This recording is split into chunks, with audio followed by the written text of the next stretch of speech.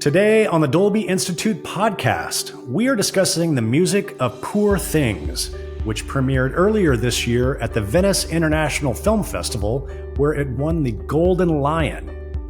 Joining us today is Jerskin Fendrix to discuss his first ever film score. This is another fantastic interview conducted by our now regular guest host, music journalist Jon Burlingame, who's been covering music for film and television for publications including Variety, the New York Times, and now the Dolby Institute Podcast. I'll let Jon take it from here. We're here today to talk with English composer Jerskin Fendrix about his music for Yorgos Lanthimos' remarkable new film, Poor Things, which stars Emma Stone, Willem Dafoe, and Mark Ruffalo. Welcome, Jerskin. Thank you for having me, John. Can we talk a little bit about your background, where you're from, and a little bit about your musical experience? Yeah, I've not really talked about that yet. I was raised in Shropshire, which is a very remote rural farming county in England on the border of Wales, which I loved. And I spent, a great deal of my upbringing in and amongst nature, basically. My father was involved in the church, and we came from a generally religious and also academic household. So I spent a great deal of time listening to Protestant church music and, being in choir and playing the organ, that sort of thing. And also was very interested in literature, theology, general academic humanitarian sorts of things.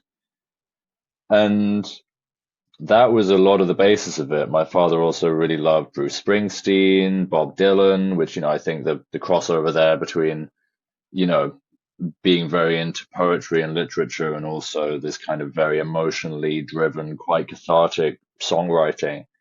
It made a lot of sense to me and to him, obviously. And I also just spent a lot of time on the internet. I was listening to a bunch of stuff. I wasn't really, there wasn't a huge deal of culture going on in Shropshire compared to, say, kids who have been raised in London or city centres, basically.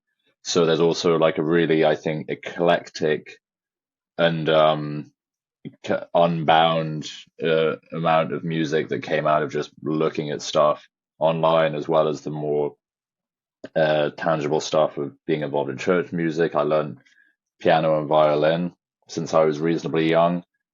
So quite a mix of stuff, I think. And if I recall correctly, you were involved with an experimental opera not long ago. It feels like long ago. I worked at university. I was friends with a couple of people who directed some productions, and I wrote the music for some of them at university.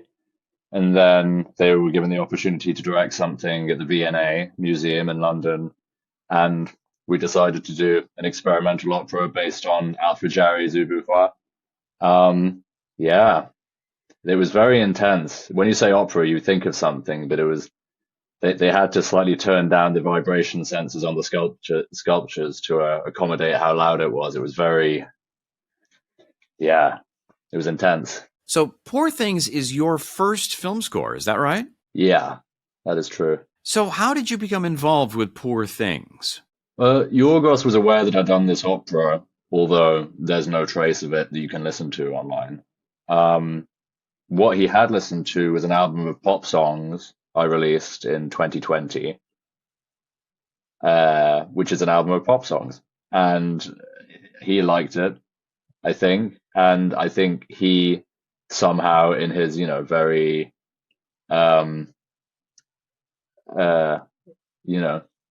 interesting way of viewing things in the world, thought that could lead to a good film score. And it definitely led to a film score. But yeah, that was the basis in which he got in touch with me. So reasonably unexpected. And it's kind of curious because I don't think Yorgos has used an original score in his earlier films. And I wonder why he, and perhaps he discussed this with you, why he felt that Poor Things needed an original score. Yeah, I think it was actually quite a relief to me that the first director I'd worked with also hadn't worked with a composer before. So we were both very new to the experience. And it was like being, young lovers, and we're both a bit like, a bit furtive, a bit, coy with each other.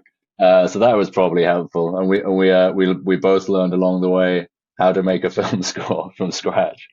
I'm not sure. Aesthetically, Poor Things is such a big departure from his previous films. I think you could argue that the cosmetics of his earlier films, as abstract and weird as they are very visually grounded in some form of reality, whereas this one's such a departure from any, aesthetic objectivity that I mean, the first thing we agreed on is that the music had to be part of the film exclusively, no external references, no temp scores. We never discussed any other composers or films or anything at all. It was so. I think Yorgos really had this idea that the film, everything sprouts ex nihilo from the genesis of the film and from nowhere else.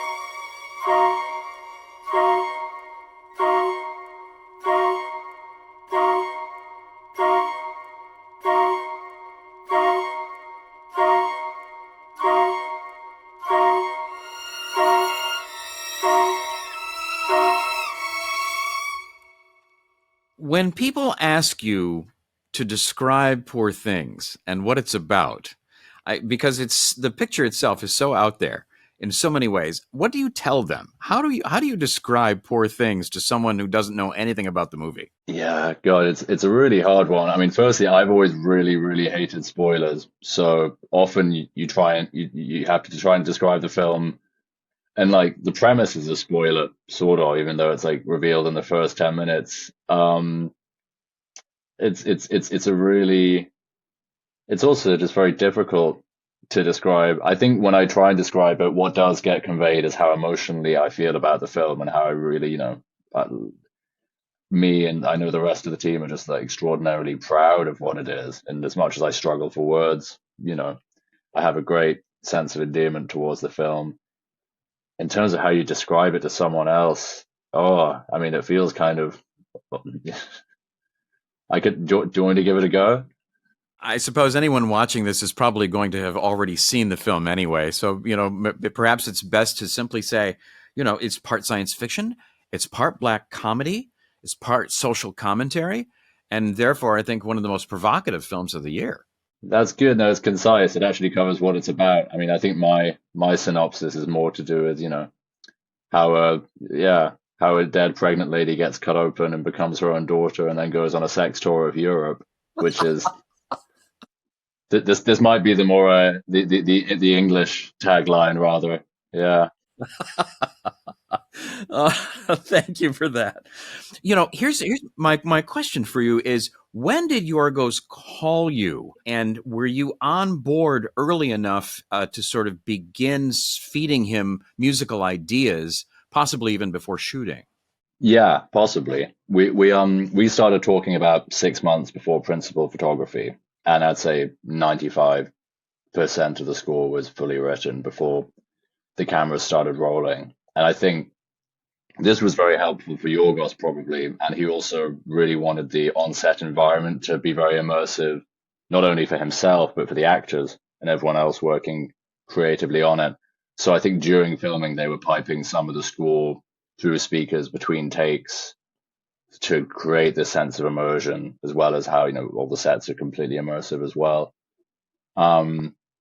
Yeah, I think it was a helpful thing to start early and not to be influenced by function that, you need a 2-minute piece of music here that, increases in tension or demonstrates this. I basically got the opportunity to write a huge amount of music based solely on how I emotionally felt about the characters or the places or the experiences. And I wasn't really tied to anything that was temporally prescriptive. I just got to go on instinct, which I think resulted in probably better stuff.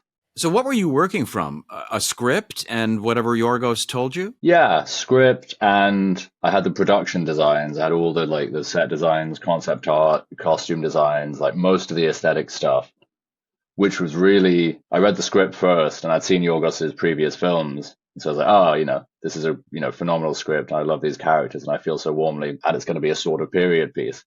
And then you look at the artwork and it's like, oh, right, this is, this is way off center. Like I'm not going to be whipping out the Broadwood piano at any point for this.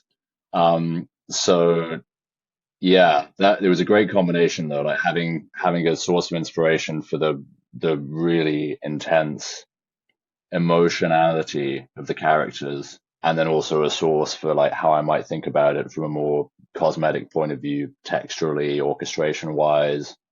And that's kind of what I needed. There's so much in it. Can you talk about your overall approach, what your music needed to say or needed to accomplish within the film? Yeah, I think music can do a lot of things, and there are quite a few things that music can exclusively do.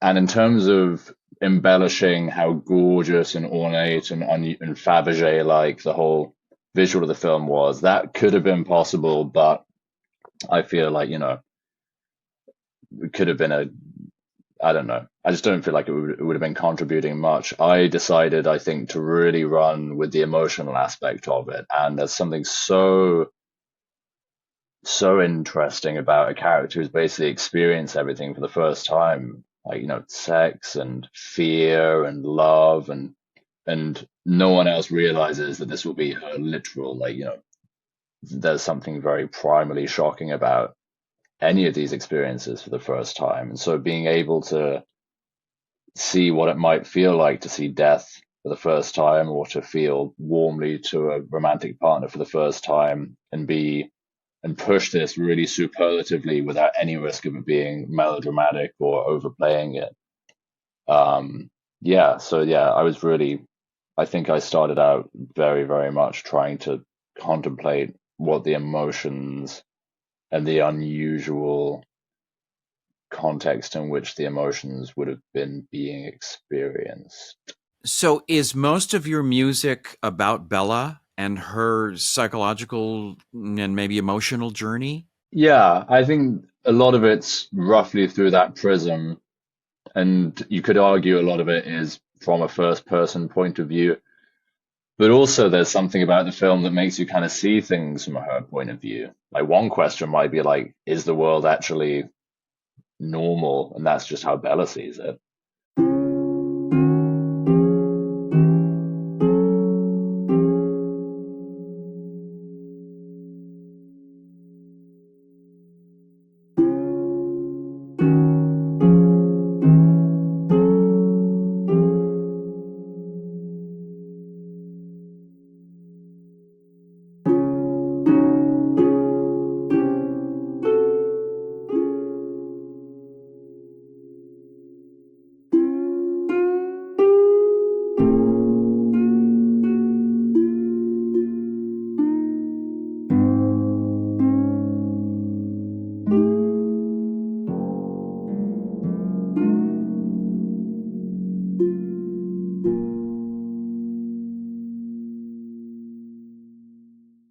That there are certain things I really liked about Bella's approach, which I wanted to amp up.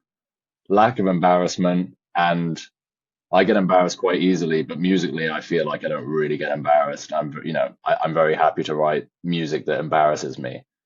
So having, not just in terms of the actual compositions, but the way they're recorded and the way they're mixed and presented, stuff that's very stark and stuff that actually, if it was made to sound a bit nicer, might actually be a really pleasant piece of music. But the fact that it's, so unadorned and so centered and so kind of like in your ear really makes it provocative in what it forces you to feel. And I think, yeah, just these are the warps of perception kind of match up to how Bella feels and also how Bella makes other people feel.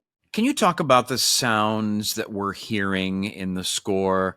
I remember hearing it for the first time in the context of the picture and thinking, what is that instrument? I'm not sure I know what that is.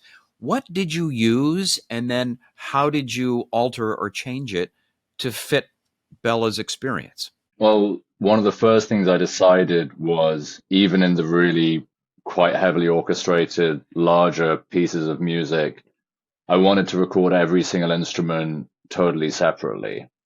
Um, and that allowed me to have very solid control over the exact sound of every single instrument. And there was a lot of stuff I wanted to play with in terms of warping the pitch and the formant and other elements in terms of bending in certain directions or gutting certain parts of the frequency that allow you to feel like, oh, that seems kind of familiar. This feels sort of like what I know, but there's something behind it that makes you there's something uneasy, even if you can't put your finger on it. And that's sort of, similar to Bella. You can, see all these people interacting with her and everyone kind of falls in love with her in their own way. But like throughout the whole thing, they've all got this sense that there's something really off, even if they can't exactly locate it.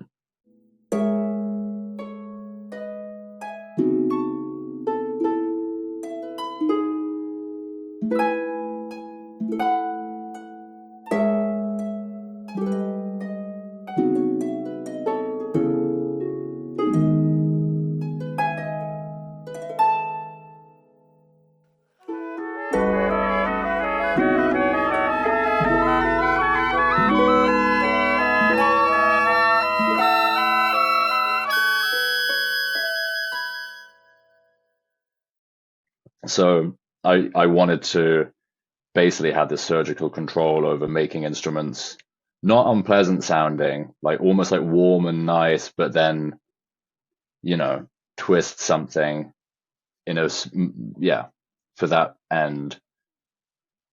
Orchestration wise, I was really interested in breath. I was really interested in wind instruments. I was really interested in the dichotomy between wind that's made through from a person, like a flute, breath, life, and then wind instruments that have breath made for them that are animated, like a pipe organ, for example, or an accordion or a bagpipe.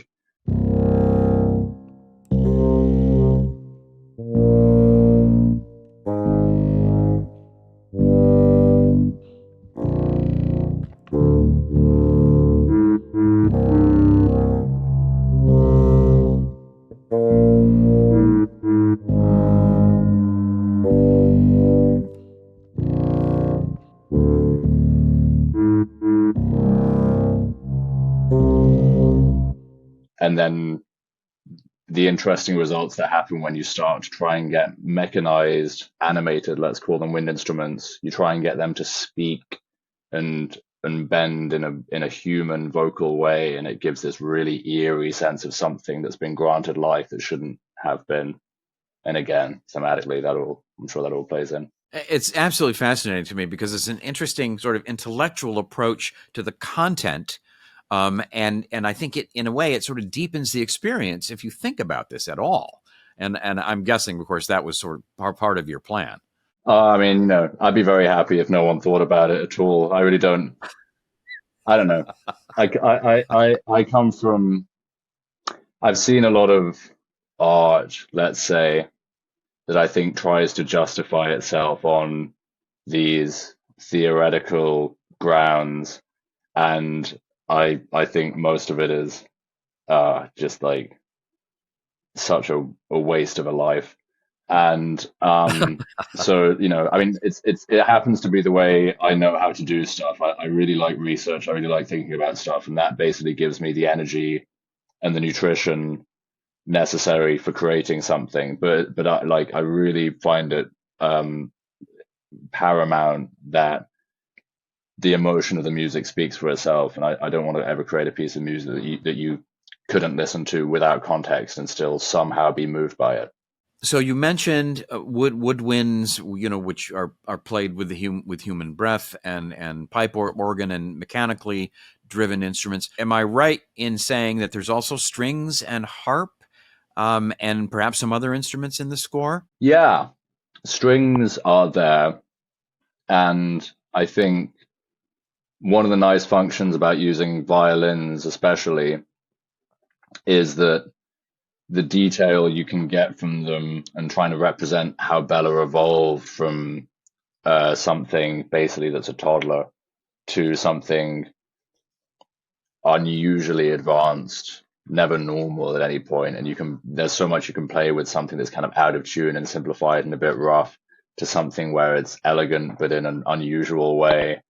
And then trying to add a lot of processing onto the violins throughout. That I think that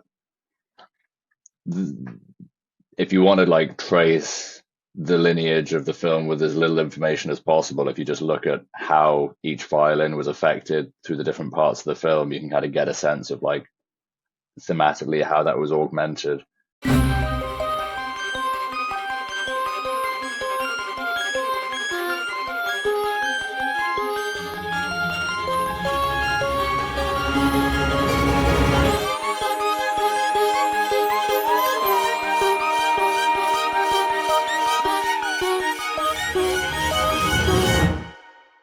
Voices played a big part in it as well, for similar reasons to the winds, and then really trying to digitally alter the voices.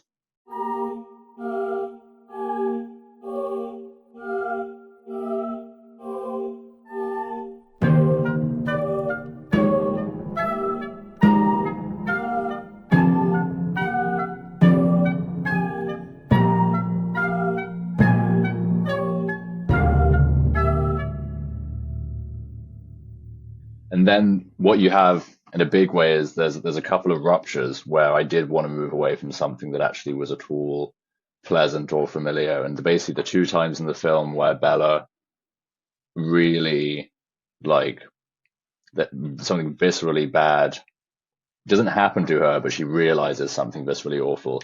Firstly, in Alexandria, where she sees human suffering for the first time.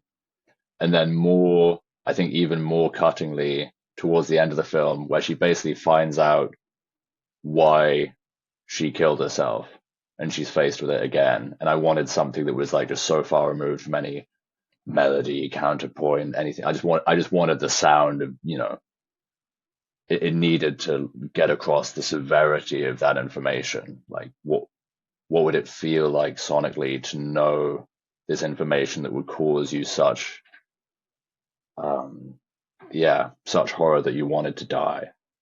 So there were these occasional points where I really had to bring out something that was just, horrifying. Is that a kind of screaming in a way? There's screaming involved. Like in Alexandria, there's a lot of, we have a lot of pipes. We have some Indian Shanghai oboes, I think, involved at the higher end, and a lot of pitched up stuff to really scream. And at the bottom, we have this kind of sobbing in the bass, which is actually a standard Western oboe, which we pitched down by like 20 octaves, but given this kind of like throbbing.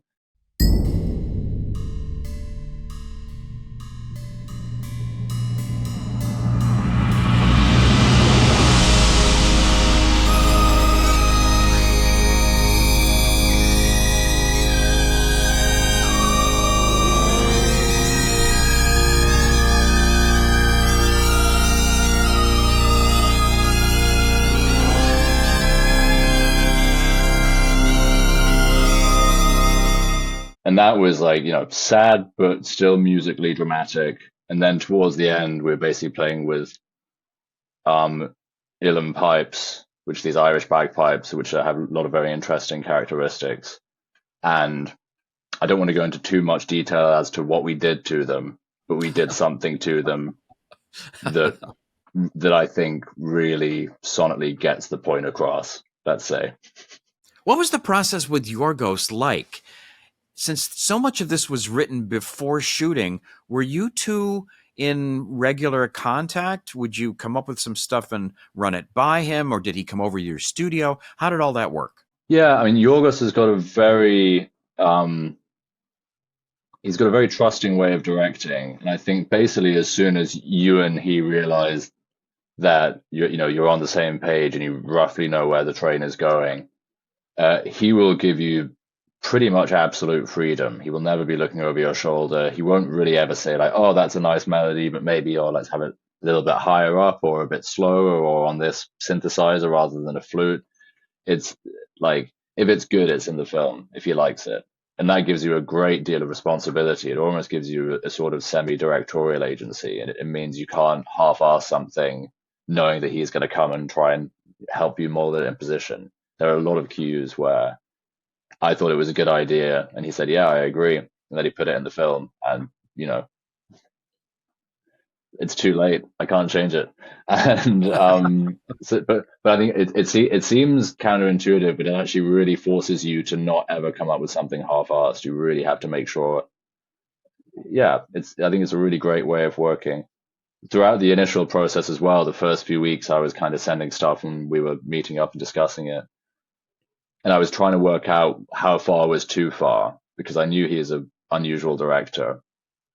And I didn't know if I was a more unusual musician than he was a director.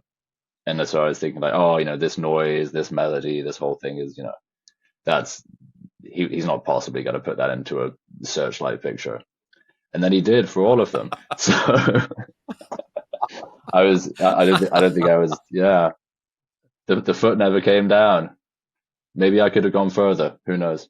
And that's pretty extraordinary. I mean, it's a level of trust in a composer that I think you don't often see, frankly, in this business. Yeah, I mean, it's a risky one, but I think there's something. There's a lot. The way Yorgos works is arguably very mischievous. I think if you just look at his casting choices or his choices of books he wants to adapt or art he wants to use, there's something about it which feels like he's kind of daring in some way. And I think it was kind of mischievous and daring to choose a 100% inexperienced film composer. I think it was then even more mischievous to decide to give them total agency without, to trust them to do that. I don't know. I would have been too scared to do that, but he wasn't, thankfully. I love the idea that there's mischief aboard here. I think there should be more mischief in filmmaking, and there isn't nearly enough. Agreed. Yeah, it's a film. It's like, fun's important. I think play is actually on a very serious. I think play is a thing so easily lost. I think play is really sacrosanct. Jerskin, is there a whole arc to the score? Does it begin in one place and end in a different place? Sort of. I think mostly yes. I don't know. I think if you think about yourself like 10 years in the past and you like to imagine, that I'm a totally different person to that. I'm so much better at cooking creme brulee now and I've got a nicer shirt. And you really don't, and you don't want to think about yourself but the time, progression, even if people totally progress, it's not like an X equals Y thing. You kind of go up and down and revert and some stuff stays the same.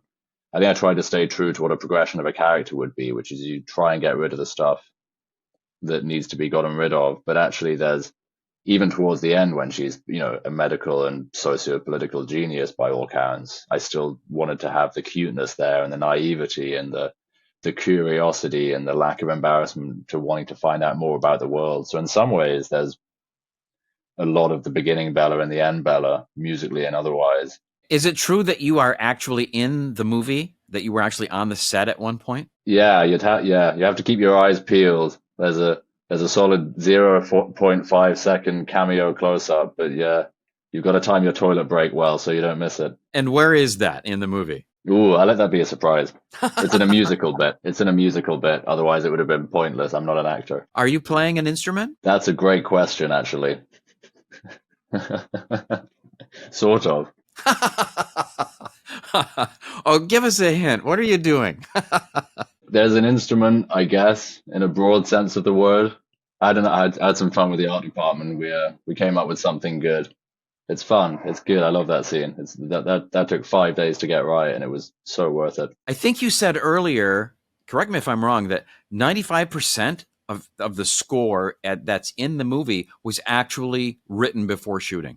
That virtually everything was really put together in its final form even before he started shooting the film. Yeah, that's true. It was great. I started many months before principal photography started, and I think it's, once you're really hooked by something and moved by it, it's best to work as quickly as you can before you lose that initial thing that you are given by the art. And Also, it meant that I was, I didn't have any functional restriction. I didn't have to worry about, yeah, making a piece of music that had to hit certain points at certain points. I was free to really specifically concentrate on the theme and the feeling and the emotion, which has its own trajectory. And it sometimes hurts that kind of music to kind of too quickly be strangled into a formic mold. So a lot of it was just, coming up with more abstract compositions that I think Yorgos really responded to, most of them at least. And then there was a reasonably long editing process about a year afterwards when the film was being put together where, some stuff had to be altered just to match how it was being used in the film. But at the actual raw musical materials, I think I was allowed to compose them in a very pure and unrestrained way, which I think was really, really helpful. Yeah. So how long were you on the project, all told? A while, but you're not working constantly. There's bits where you have to do certain thing, and then there's 6 months where they're sorting something else out, and then you're brought back on to do this thing. So I wasn't, it was all in all roughly 2.5 years, one might argue, but it wasn't an endless 2.5 years of work. But it was a long period. Lot of time to mature, like a cheese. So now that you've done one film score, can we expect another one anytime soon? Oh, I don't think I can be stopped now. It's too much fun. Well, we're really glad that you were called to do this one. It's an extraordinary accomplishment, and we are just thrilled to spend a few minutes with you talking about it today. So thank you so much, Jerskin Fendrix.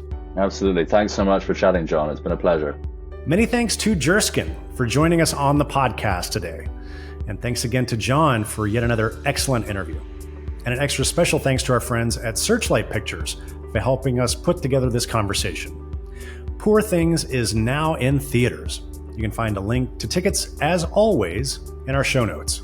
If you'd like even more conversations with inspiring artists and filmmakers about how they use technology to tell their stories, please be sure you are subscribed to us, the Dolby Institute Podcast. You can find links to our show on all the major podcasting platforms, including the video version on YouTube, in our show notes. Or you can simply search for Dolby, wherever you get your podcasts. If you're curious to know more about the Dolby Institute, head on over to dolbyinstitute.com. There you'll find information about all of our programs. You can access the entire library of episodes of this podcast, and you can sign up for our mailing list. Until next time, thanks again for joining us. This is the Dolby Institute Podcast. I'm your host, Glenn Kaiser. Our producer and editor is Michael Coleman. Our executive producers are Amanda Schneider and Jack Ferry, with additional editing by Matt Nixon. Thanks for joining us.